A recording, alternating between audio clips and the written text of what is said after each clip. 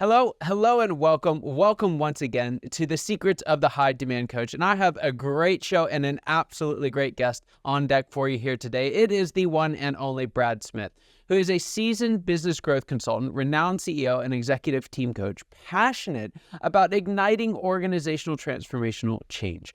With a diverse skill set encompassing strategic planning, executive coaching, and innovation catalysis, Brad has earned a reputation as a trusted advisor to CEOs and companies that are seeking to push the boundaries of success.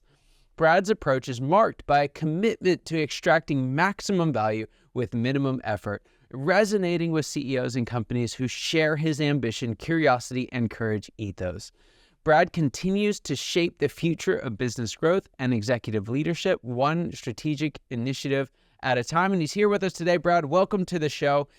You've been doing this for a minute or two. You're not new to the coaching world, but if we rewind the tape, what were you doing before getting into coaching, and how did that ultimately lead you to make the leap?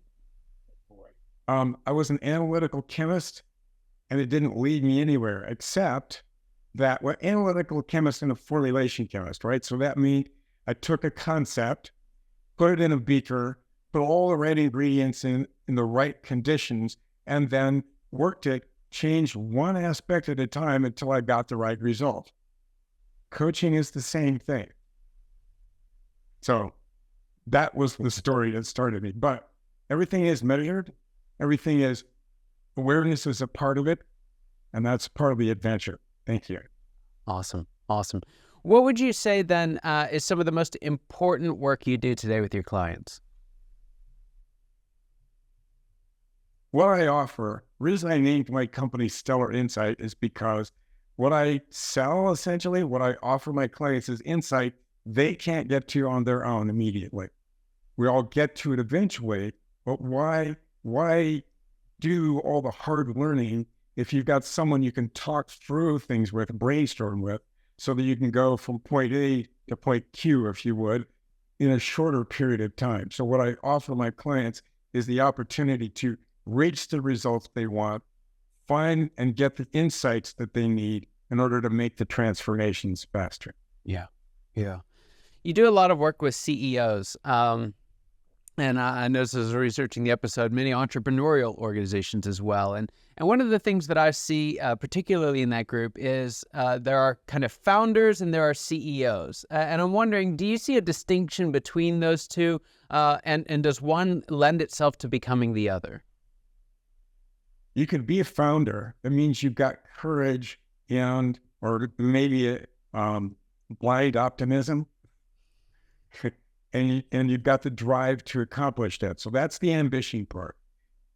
You can use that same ambition to shift over to being a CEO. CEO then requires someone behind them to do operations, because someone who's a founder is the visionary, and they align themselves then with people to do the delegate, if you would, the operations part.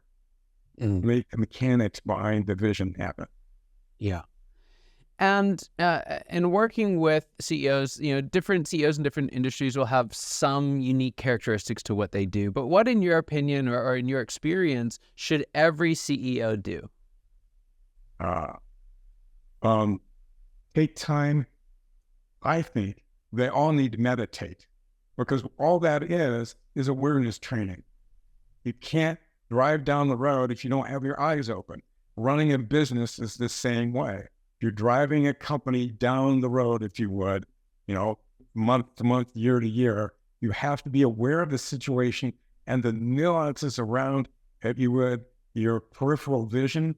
So I would have everybody that's listening to this take the time to research the 2 or 3 good meditation methods beyond just counting breath, and learn how to do that, because it's like if you are present and then you lose focus just a little bit, and then you bring yourself back present. What you're doing is you're exercising your presence muscle, if you would, your consciousness muscle, to just be more aware. Every time there's a bankruptcy in a company, it's because people weren't aware of the consequences that were going to happen because of their decisions. Wow.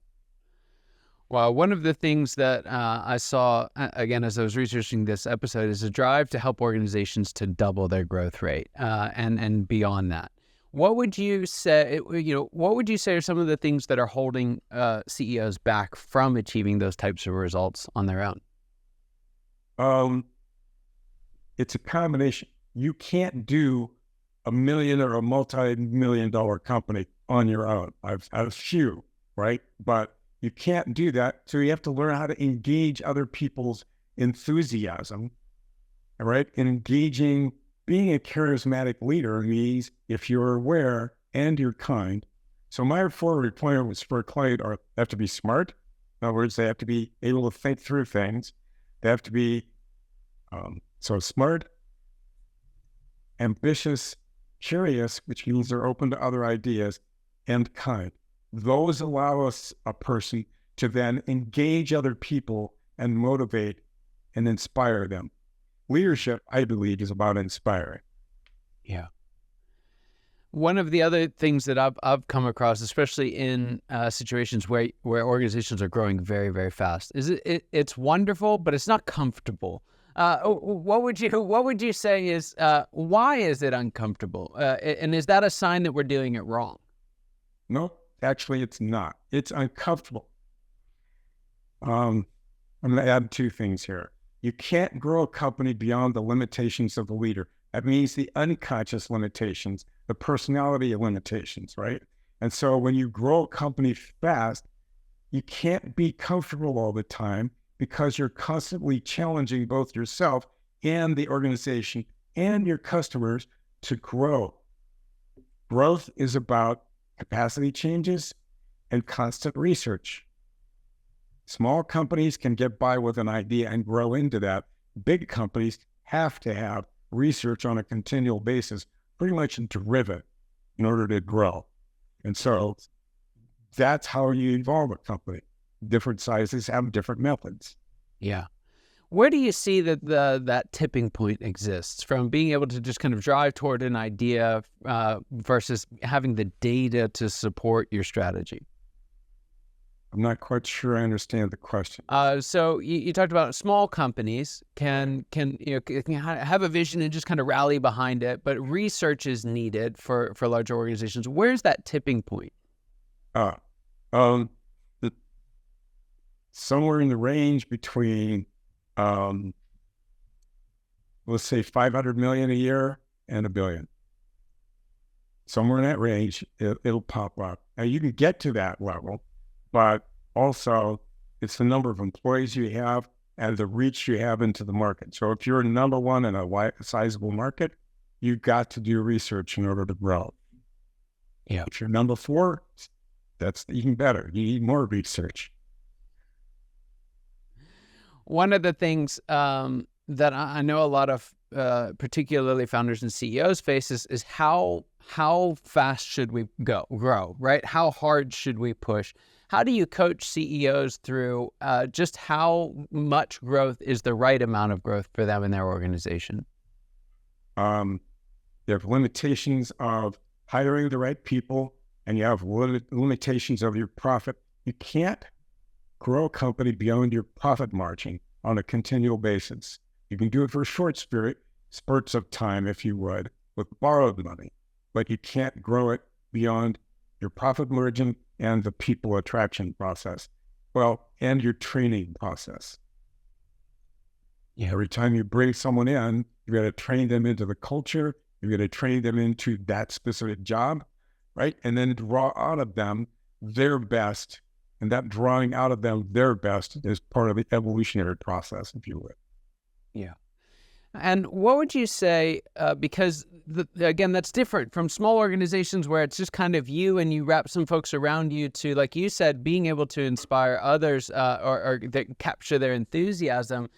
Is that something that folks are naturally wired to do? Is it a skill set that we learn? How can someone really get to the bottom of whether or not that's a leap that they can make? Some people are wired and some people aren't. Some people are good with people and some people aren't. But everything is learnable. Literally everything is learnable. If you look at a human being as a pile of habits that they started the moment they were born, and pile on the habits. Many of them are nonverbal before we get verbal at about age 1, if you would, or before. So all of that is in their unconscious memory and not available. Who you are can grow any way, shape, or form. Just take something on and repeat it often enough. You will grow into it. How long does it take to teach someone to be honest? That's a 2.5-year project, right? How long does it take to teach someone to be kind? About the same amount of time, but they have to want it. Yeah. Yeah, it's so true. It's so true. So there's a question I like to ask all my guests, and it is this. What is the biggest secret you just wish wasn't a secret at all? What's that one thing you wish everybody watching or listening today knew? There are no victims. Everything that we do in life, everything that we create in life comes from inside us, out into the world, and then comes back. So synchronicity doesn't need to be a secret. Watch your own life. Watch the results that come and opportunities come that come to you. And as you watch those, then recognize that you cause all of those things in one way or another in how you thought or the beliefs that you hold. Wow. Yeah, there's so much power behind that. And it takes away so many of our excuses at the same time.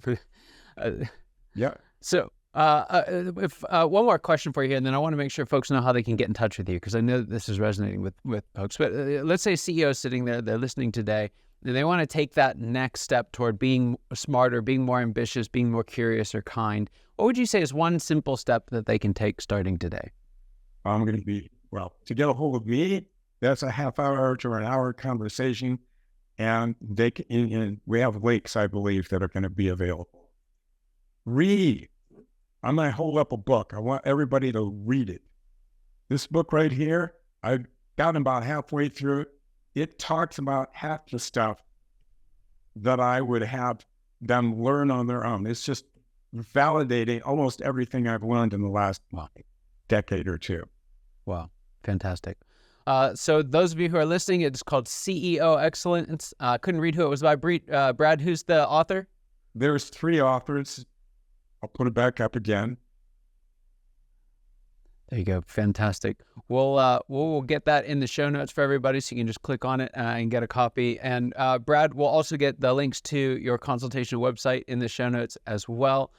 Thanks so much for being here. What a fascinating conversation. I love the depth in the simplicity of the answers. There's so much in there. I tell folks this every once in a while, but we'll have guests that come on and I'll have to say, hey, go back and listen to the episode again, because I'm sure you missed about half of what Brad was saying. There's just so much in there. There's gold to be had. And Brad, I appreciate that. I appreciate your willingness and generosity in being on the show. Thank you so much.